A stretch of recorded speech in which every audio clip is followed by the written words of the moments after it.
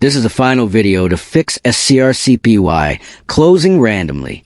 Are you facing this annoying problem where SCRCPY just shuts down without warning? This usually happens because of missing files, incompatible drivers, or small configuration issues.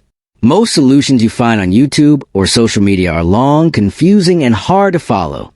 But today on Rexist, I will share a simple trick that will stop SCRCPY from closing on its own. It only takes a few easy steps, and anyone can do it. If you want to show a full step-by-step tutorial, comment below, and I will make it for you. Stay tuned and fix SCRCPY once and for all with this quick trick from Rexist.